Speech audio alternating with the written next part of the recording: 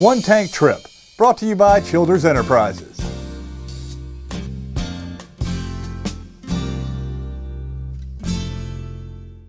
This week's One Tank Trip brings us to the Princeton Railroad Museum. They have a vast array of artifacts and antiques from the time of the Virginian Railroad. According to the museum's director, Patricia Smith, the Virginian Railroad is largely responsible for Princeton's initial growth in the early 20th century. In 1900, there were 900 people in Princeton, and then the Virginian Railroad came.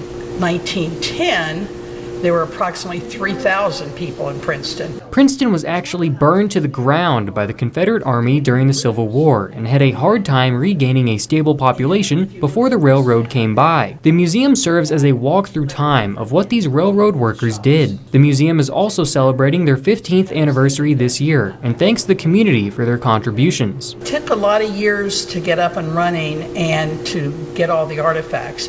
The more people were aware we were here, the more railroad people came that had worked for the railroad and brought us things that they had saved. So now after 15 years, you'll see as you walk around, we are pretty full of artifacts, but we still get new things every day. The museum also has a real caboose from the Virginian Railroad. The caboose is actually where the conductor would live on long voyages, and it's right next to the 3 remaining train tracks that still run through Mercer County. And one of the largest highlights of the museum is a scaled model of the Virginian Railroad and a large portion of Mercer County. It gives you something to look at and really understand just what things looked like back in the day. And the nice thing is, it's part of history that people can come in and see for themselves, not just hear stories. The Princeton Railroad Museum is open 7 days a week in historic downtown Princeton. It's a great way to spend some time with your family and learn about local history. And you can get there no problem in just one tank of gas. One Tank Trip, brought to you by Childers Enterprises.